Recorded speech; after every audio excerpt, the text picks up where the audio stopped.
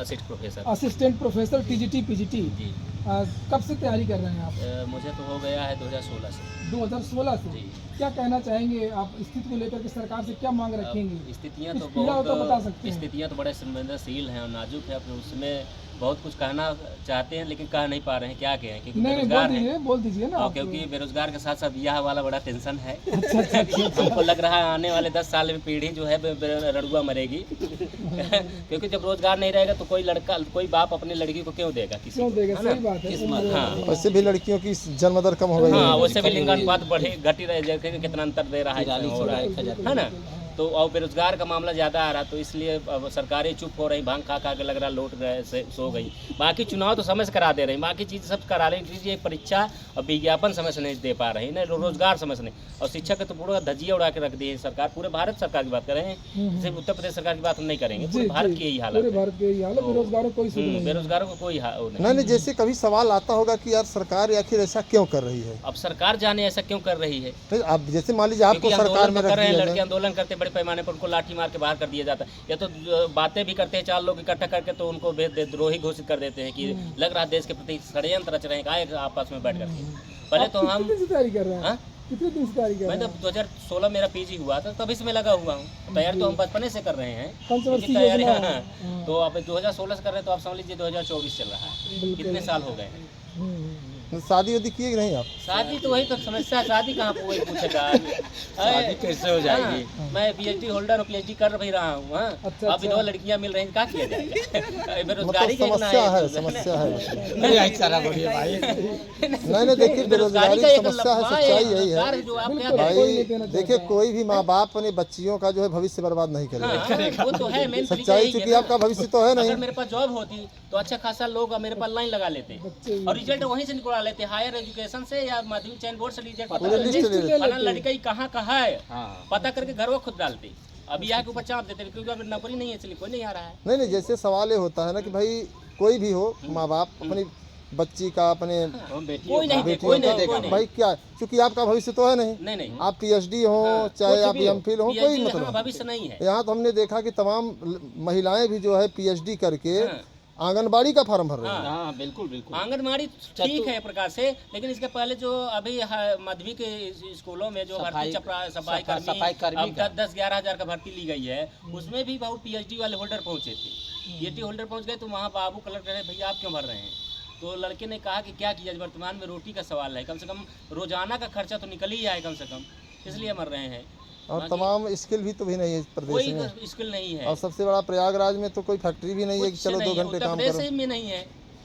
ये तमाम वो भी थोड़ा बहुत है तो गाजियाबाद का इलाका ले रहा है, वो भी दिल्ली वाले दे रहे हैं। कितने लोग काम करेंगे वहाँ भाई? कितना काम करेंगे? क्या कहना चाहेंगे कि अरे हम यही चाहते हैं कि सरकारें थोड़ा से चेत जाएं और जाग जाएं। नहीं तो हमको तो लग रहा कि श्रीलंका वाला हाल होना चाहिए कि वहाँ तो विधानसभा और लोकसभा में चढ़ के ना लड़के सब फिर बधिया उड़ेंगे, तभी कुछ काम हो पाएगा, नहीं नहीं पाएगा। या तो समय से विज्ञापन दें, समय से परीक्षा कराएं, और जो एजेंसियां लीक करा रही पेपर उनको पर तो लगाम लगाएं, क्योंकि एजेंसियां लीक नहीं कराती पेपर, सरकार लीक कराते हैं। क्योंकि उनके मामा चाचा जो दबाव डालते कि भाई विधायक सांसद, मान लीजिए कोई सांसद है, उसका लड़का रहेगा तो कहेगा भैया पापा थोड़ा देख लीजिएगा मेरा मैटर हुआ, तो पापा कैसे नहीं देखेंगे कि पापा तो वही घर में बैठे हैं, तो फिर उनको तो लीक करवाना पड़ेगा। तो फिर लीक होते फिर बैल फैल जाता। लीक नहीं कराते, दादा परदादा ही कराते हैं जो कुर्सियों बैठे हैं, एजेंसियाँ क्यों लीक कराएंगी, है ना? नहीं, जैसे सवाल ये है कि भाई जैसे आपने पीएचडी तक का सफर तय किया, और मुझे लगता है कि बहुत भयावह सफर रहा होगा। सेंट्रल यूनिवर्सिटी में इलाहाबाद उस तरह से किया हूँ। नहीं, जैसे कि संघर्ष आपने किया तो आपको एक उम्मीद होगी कि यार मैं ये करूँगा या करूँगा, नौकरी भाई नौकरी पा जाने के बाद मेरी स्थिति होगी। अपनी तो खेती बाड़ी नहीं, अधिया के आधवटिया की खेती बाड़ी करते कम से कम उम्मीद तो लेके बैठे ही है। बाल पूरा पका दिए हैं, सर के बाल भी चले गए इसे ब्याह के चक्कर में कि नौकरी मिलेगी तो अच्छा ब्याह होगा। हाँ, सही बात है भाई, बिल्कुल। अब भाई 7-8 बार मैं नेट हूँ, मैं 8 बार नेट हूँ, 8 बार नेट हूँ मैं, रिकॉर्ड है भाई। अब समझ लीजिए, अब कह दो मेरे में काबिलियत पे सवाल उठा दिया जाए कि हमें काबिलियत नहीं है इसलिए नौकरी नहीं मिल पाई, तो गवर्नमेंट को डूब के मर जाना चाहिए कि अच्छा बंदा पीएचडी कर रहा है सेंट्रल यूनिवर्सिटी से, और फिर चीज़ें हैं, और 8 बार नेट निकाल रहा, लगातार नेट निकाल पा रहा, तो क्या उत्तर प्रदेश की छोटी वैकेंसी नहीं निकाल सकता है? नहीं, सरकार तो ये चाह रही भाई कि हम युवाओं को रोजगार दें। सरकार तो चाह रही कि आप रोड पे आ जाइए ताकि आपको रोजगार न दिया जाए, आप भूखे मरिए। नहीं, लगातार तो बड़े बड़े नेता तो यही कहते हैं हम 2 करोड़ रोजगार देंगे। कहाँ दे दिया है? कौन कह रहा है दिए? पेपरबाजी कौन भाई, गया? ऐसा अभी तो- तो कल की बात की थी। कल तो केशव 2 प्रसाद करोड़ मौर्य का कोई छोड़िए, इंटरव्यू आया था कि पेपरबाजी। आपके घर से जो रोड निकलती है आप समझ रहे हो हाईवे है, हाँ तो नेशनल सही, हाईवे। हाँ तो है, ये है। समझ लीजिए आपको नेशनल हाईवे, वो कह रहे हैं कि नेशनल हाईवे, अब आपके जब घर दरवाजे से जो गली निकल रही आप भी उसको भी मान के चलिए कि नेशनल हाईवे है। मान लीजिए। मान बताइए किस लीजिए। आधार पर मान लीजिए अच्छा, जाएगा? तो मान ये लीजिए। चोर आदमी कब तक सुधरेंगे मुझे तो नहीं समझ में आ रहा। चुनाव मत करवाइए। लेकिन लोग भी तो इन्हीं को मेरे लाइक घर करते आएंगे हैं। केशव प्रसाद मौर्य, जीत- मैं कह जीत दूंगा, तो रहे। हाँ, देख ले मेरा बैरमपुर गाँव। ये नहीं, ये कह रहे हैं कि लोग इन्हीं लोगों को जिता भी, तो जितने माफिया हैं, गुंडा है, पूंजीपति जिता है। तो उन्हीं के लोग रहे हैं, ईवीएम का खेल मार रहे हैं, कुछ लोग ईवीएम का भी है, और कुछ जनता जो पगला गई है हिंदू वर्ग में, करे हिंदू है, हिंदू में पगला गई है ना, तो हिंदू वर्ग में तो खाली राजनीति शब्द बना दिए हैं, बाकी धर्म के नाम पर तो हिंदू नहीं है ना, समाज के रूप में हिंदू कहाँ है? मान चलो कोई रैदास है, चमार गड़रिया कहाँ हिंदू के रूप में है, मुझे दिखा दे। मैं तो आज भी कोई बबनन के 4-5 में बैठा के दिखा दे मुझे, हाँ ये तो अगर है। हिंदू के नाम पर बैठा के दिखा दे आज भी, सही, अगर हिंदू के नाम पर है तो। आज भी सही बात है। अगर कोई पंडित का शादी, कोई गड़रिया किसी पंडित के साथ लड़की की शादी कराने गया तो मुझे बता दे, हिंदू है ना है, हाँ। काहे नहीं कराने जा रहा है शादी? सही। भाई अगर हिंदू तो मैं हिंदू हूँ, मुझे माना गया मैं गड़रिया हिंदू हूँ, मैं काहे नहीं करा रहा हूँ पंडित के बिटिया की शादी? वो हाँ, स्वीकार हाँ। करे ना कि मैं हिंदू हूँ, हाँ, और और उसका मतलब वो जान रहा अच्छी तरह से कि लोग हिंदू में नहीं आते हैं, हाँ। और इसी के आधार पर वो राजनीति कर रहे हैं, वोट की बैंकिंग कर रहे हैं। नहीं तो शिक्षा का स्तर बढ़ा है जैसे, कहाँ बढ़ा है? तो लोगों को समझना चाहिए मार्कशीटों ना। में बढ़ा है, खाली टाइपिंग बढ़ा है, मार्कशीट कहाँ है? तो कोई पढ़ाना नहीं चाह रहा है, और वो कोई आ रहा नहीं, कहाँ बढ़ा है? नहीं, जैसे मिड डे मील क्यों लाया गया? इसलिए लिया कि गरीब व्यक्ति जाते हैं, गरीब व्यक्ति पढ़ ही ना पाए वहाँ। भाई अमीर व्यक्ति तो जाएंगे नहीं मिड डे मील खाने, अमीर लोगों के बच्चे तो जाएंगे, वो कन्वेंट में जाएंगे, वहाँ तो गरीब लड़के जाएंगे, तो मिड डे मील में भिड़े रहे, पढ़े लिखे नहीं है, अध्यापक नहीं है, तो मिड डे मील के बहाने गए हो तो चलो खाना ही खाओ, थोड़ा बहुत टाइम कम से कम घर का राशन बचेगा। विकलांग हो जाएंगे कम से दिमाग से, पैदल हो जाएंगे, भाई पढ़ाई नहीं करेंगे, अध्यापक नहीं रहेंगे, पढ़ाई करेंगे, ये मिड डे मील पैसा नहीं, सरकार तो कर रही प्राइमरी विद्यालय की कायाकल्प कर दिए हैं, ये कर दिए हैं, कह तो रही है भाई। एक बार तो दिल्ली के जो विद्यालय छोटे छोटे हैं और उत्तर प्रदेश के जाकर तुलना कर ले, 10 12 15 विद्यालय का जो सर्वे कर ले, जाकर उसका तुलना कर ले। मेरे गांव में एक अध्यापक मात्र है, 10 साल से मैं देख रहा हूँ जूनियर प्राइमरी में, और जूनियर में एक है, वो गांजा भांग खाकर सोया रहता है। ये समस्या मतलब मेरे है। गांव जूनियर है, मतलब कहने का जमीनी हकीकत में कुछ और है, हाँ, और ये सरकार की कागजी कार्रवाई में कुछ कागजी कार्रवाई में सर्वे कुछ और करिए है। ना, तो दिल्ली में बैठ के तो सारे सर्वे हो जाते ये हैं। तो छात्र हवाई है, जहाज से सर्वे नहीं होते, जमीन पर उतरना पड़ेगा ना भाई। मतलब छात्रों में क्या, छात्रों में आक्रोश है वर्तमान पूरा सरकार पूरा की। अब अगर हम मोटे अनाज को बढ़ावा दे रहे हैं, तिलहन दलहन को बढ़ा, जाके देख लीजिए अरहर की क्या हाल है। मैंने कल पिताजी को फोन किया, कहा था दाल मिल जाए 50 किलो, करे लाला 1 को किलो न मिली, कैसे क्योंकि हब्बे न भाई अरहर तो बहुत थी, लेकिन आपने मांगा यहाँ के लिए? हाँ अच्छा अच्छा। ये हुआ कि भाई दे दीजिए, तो कह रहे नहीं है, कोई सी गाँव में पैदा ही नहीं हुआ है। अरहर तो बहुत लगाई गई थी, हाँ। लेकिन मौसम की मार्च की वजह से फसल का उसका बीज लौट आया, तो बहुत बड़ी बात है। मतलब ये बीज है। जो डाल दिया नहीं, किसानों पर तो हमेशा ऐसा होता रहा है, कभी ओला पड़ता है, कभी पाला पड़ता है, होता रहा, किसान के बच्चे लेकिन हम ही तो प्रधानमंत्री जी ने कहा कि जो आय दूनी कर देंगे भाई। बच्चे तो हम ही है ना, किसान कहाँ वो आय दूना कर दिए? कह तो रहे हैं। अरे दूना किया तो किसान आज एसी में होते ना, नहीं होते कूलर के आओ तो ले ही लेते, है ना। आंदोलन कहाँ से चला? किसान का आंदोलन सरकार मानी, लाठी क्यों चलाई? अगर देश का पहला कर्णधार है, वो आपको पेट रोटी भर रहा है, क्योंकि रोटी की पूरी लड़ाई होती है, अब उसको भी आप भगा दे रहे हैं, उसको भी देशद्रोही घोषित कर दिए हैं। बताइए दुनिया का सबसे बड़ा नहीं, वो लोग तो देखिए, सरकार के लोग कह रहे हैं कि सभी किसान क्यों नहीं आ रहे हैं। अरे तो सभी किसान को ये कुछ गिने चुने लोग जो हैं सरकार विरोधी किसान ही आ रहे हैं, बाकी सभी किसान तो घर में बैठे हैं। गाँव में जाकर वहाँ देखे ना, भाई जब उनके पास 50 रुपए खर्चे के लिए दिल्ली कैसे पहुंचेंगे वो? दिल्ली कैसे पहुंचे? मान चलो हमको आंदोलन करना है, हम लड़कों की इकट्ठा होना एक जगह, हमारे पास 10 रुपए किराया नहीं, तो हम इलाहाबाद के किसी कोने में कैसे आंदोलन करने पहुंच पाएंगे भाई? जी जी इसके लिए भी तो जरूरी है कि पैदल जाएंगे। हाँ, ये भी समस्या तो है भाई। पैदल जाने में दिल्ली में 10 दिन लग जाएगा, तब तक फिर बचेगा क्या? मर नहीं, जाएगा, यहाँ जाने भी नहीं देंगे। रस्तों में मर जाएगा वो। कोरोना काल में आप देखे होंगे लड़के जो चोरी चोरी भाग रहे थे, उसमें तो मर गए थे काफी। कई लोग तो भाई वो सुनने तो में मजबूरी में भाग रहे थे, हिम्मत बांध के भाग रहे थे, यहाँ तो हिम्मतों नहीं की जरूरत, तो मर जाएंगे ऑटोमेटिक दिल्ली जाते जाते। तो उसमें आंदोलन क्या करेंगे? आंदोलन कर भी रहे हैं तो कहाँ करने दे रहे हैं? मतलब इस समय जैसे चुनावी माहौल है, तमाम पार्टियों के लोग अपनी अपनी डफली अपना अपना राग पीट रहे हैं, हाँ। तो आखिरकार आम जनता को क्या सोचना चाहिए कि किस पर भरोसा किया जाए? किसी पर भरोसा नहीं करना चाहिए, जितनी पार्टियों पर तो चोर कतई भरोसा नहीं करना चाहिए, सब साल चोर है, किसी भी पार्टी का सब चोर है। बिल्कुल सही बात है। रोजगार क्योंकि बेरोजगारों राजनीति ही की सब देख अपने आप में वर्तमान घटिया हो गई, उसकी परिभाषा घटिया कर दी गई। पहले की राजनीति, पहले की कुछ राजनीति ठीक थी, जो समाज में पूरा किसान को लेकर के केंद्र में, मजदूर को केंद्र में रख के पूरे पंचवर्षीय योजनाएं बनाई जाती थी। आज तो ये योजनाएं सीधा कारपोरेट के लिए बनाई जाती है। आज के सीधा सीधा कारपोरेट के लिए आ रही पंचवर्षीय योजना बना के सीधा आ रही। किसान और शिक्षा व्यवस्था स्वास्थ्य तो है नहीं कहीं, हाँ ये तो है कहीं नहीं है। अब चले जाइए स्वरूपरान में क्या हाल है, आदमी बाहर मर जा रहा है, अभी सारी दवाइयाँ बाहर बिक रही हैं। इतना मेडिकल स्टोर खोल दिया गया है, बाहर जाके देखिए एक भी दवाई स्वरूपरान में अंदर नहीं मिलती है, नहीं एक भी जाँच होती है। कुत्ते के इलाज के लिए कुत्ता का काट ले रहा है, उसकी भी दवाई करें भाई 2500 रुपया इसका इंजेक्शन बाहर मिलेगा, जाके लेके आओ। 2500 रुपया का इंजेक्शन, कुत्ते काटने का इंजेक्शन। मतलब आप कहना चाहते हैं कि राम राज्य नहीं है? राम राज्य का है कि हद किए हैं राम राज्य का, कहने का मतलब यही है ना। राम राज्य उनको मालूम होगा ना राम राज्य होता क्या है। नहीं, उस समय तो राम राज्य में कुछ लोग कल हमसे कह रहे थे कि राम राज्य के दौर में इतनी बिल्डिंगें नहीं थी, इतनी अस्पतालें पर वैध हुआ करते थे जंगलों में। कितने बनाए हैं वो, जाकर देख लेना कितने वो बनाए। अरे कल बता रहे थे कि 17 एम्स थे, 36 हो गए, ऐसे कुछ कह रहे थे। अच्छा, कहाँ बनाए हैं नया? अब ये तो भाई एम्स बनाए, कहाँ जगह बनाए, जगहों का नाम बताएंगे कि आओ हम बात करेंगे। स्वास्थ्य का और कृषि की सब्सिडी कम हो गया है। नहीं सब्सिडी कम है, लेकिन अगर भारत विकास किया है तो अर्थव्यवस्था में पीछे कैसे चला गया? भुखमरी में 151 पायदान तक क्यों चला गया है?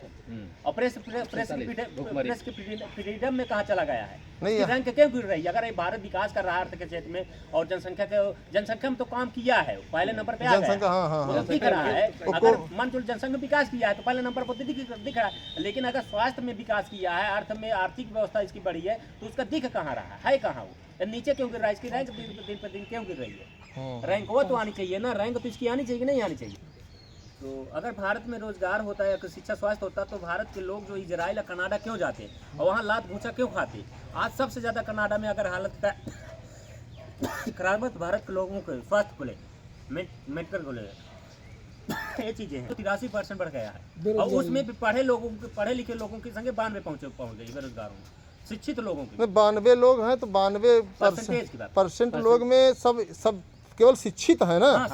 बड़ी बड़ी डिग्रियां आप जैसे जो 8-8 बार नेट नहीं पास है, मुझे जहाँ तक लगता है। उसमें रोजगार की खाली रोजगार की बात है, बेरोजगारी में 83% बढ़ी है। तो बताइए कि कहाँ दे दिए, हमको नहीं समझ में। लिखाए ना, एक दिन पेपरबाजी भी करे ना कि हम इतना दिए रोजगार को लेकर के। तो प्रधानमंत्री जी जो कहे 10 लाख हर वर्ष नौकरियां देने के लिए, वो तो डाटा तो प्रधानमंत्री के पास होगा ही ना। वो तो डाटा क्यों नहीं दे रहे हैं कि हमने कहाँ दिया, किसको दिया? नाम सही तो घोषित कर दे, क्योंकि जब मतदान सूची आप तैयार कर सकते हैं, गाय भैंसों का जनगणना करा सकते हैं, जो भारत का जो कान बकरियों के कान में लगा है, आधार कार्ड न लगा है, और गायों को उनका जनगणना की गई है। यहाँ मनुष्य की जनगणना नहीं कर पा रहे हैं, उनकी जातीय जनगणना नहीं कर पा रहे हैं, गाय भैंसों को सबका करा दिए। तो ये रोजगारों की जनगणना क्यों नहीं कर पा रहे हैं? मतलब आपके कहने का मतलब कि रोजगार जो पाए हैं उनकी गणना होनी चाहिए। रोजगारों की तो गणना है ही है। रोजगार अपने सरकार जो कही है, मान चलो 24 में जो दिए, मान चलो 23 में जो दिए रोजगार, उसकी एक डाटा तैयार करें ना कि हमने कहाँ दिया। हाँ, मतलब बयान नहीं देंगे किस क्षेत्र में दिया, नहीं, हमने एक साल में कितना दिया, ये बयान नहीं। जैसे प्रधानमंत्री जी ने कहा कि बेरोजगारी वही चिल्ला रहे हैं जिनकी दलाली बंद हो गई। बिल्कुल दुनिया का सबसे भ्रष्ट नेता तो इस समय नरेंद्र मोदी कह सकते हैं, और उससे भी भ्रष्ट नेता हमारे जो बैठा दिए हैं, राष्ट्रपति बैठा दिए द्रौपदी मुर्मू के हाथ, क्योंकि उनका कोई अपना अस्तित्व नहीं है, उनका अपना कोई विजन है। जो सरकार चाह रही है वही कर रही है। और कहेंगे तो मंदिर में चले जाओ, वो कहेंगे तो वहाँ चले जाओ। अभी आप लालकृष्ण आडवाणी को जब जिस दिन उनको भारत रत्न देना था, बताइए भारत रत्न संविधान में खाली 3 लोगों को है कि 3 लोग को ही दे सकते हैं, इससे ज़्यादा नहीं दे सकते। लेकिन पता नहीं कब संशोधित करके संविधान में क्या करके 5 लोगों को चुरमुरा की तरह बांट रहे हैं, चुरमुरा बना दिए। चुरमुरा बना दिए। बताइए ये हाल है।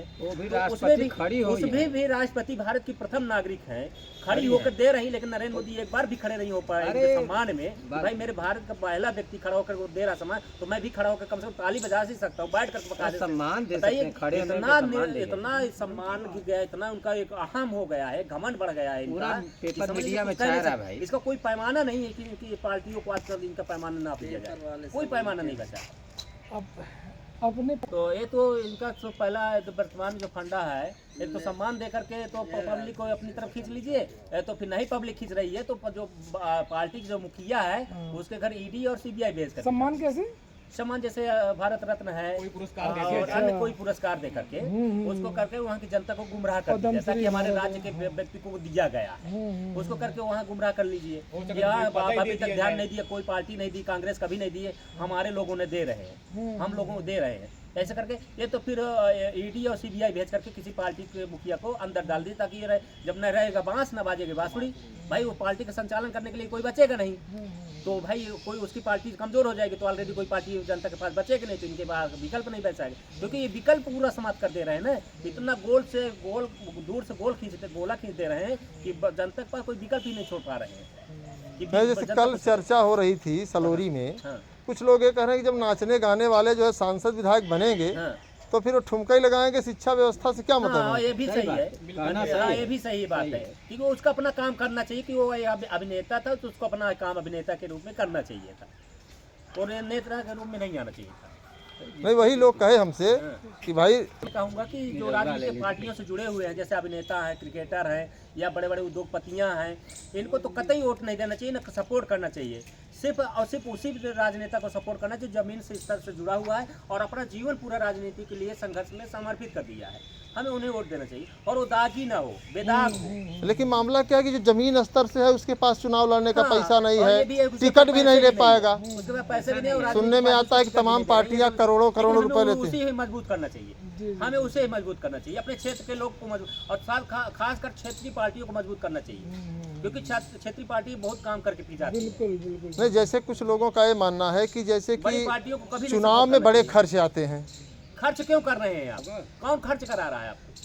भाई एक लोग कहते हैं मतदाता, खाली चुनाव के समय में खर्च करते हैं, इसके पहले तो नहीं, बाद में नहीं खर्च करते, ना बाद में ना पहले नहीं करते, खाली चुनाव के समय में आप खर्चा करते हैं ना, उसके पहले तो नहीं खर्चा करते। या किसी घर में फोटो खिंचवाने नहीं जाते ना, लैपटॉप दे करके या राशन दे करके, वो चुनाव के समय में करते हैं। हमको क्षेत्रीय पार्टियों को मजबूत करना होगा, क्योंकि क्षेत्रीय पार्टी हमारे जुड़े होते हैं, घर से जमीन से, वो कहीं ना कहीं मिलते रहेंगे हमसे, घर बाजार इत्यादि में कहीं ना कहीं मिलते हैं, उनसे हम काम करा सकते। लेकिन जो बड़ी पार्टियां हैं वो सीधा लखनऊ निकल जाएंगे तो दिल्ली निकल जाएंगे, हमसे कभी मुलाकात नहीं हो पाएगी।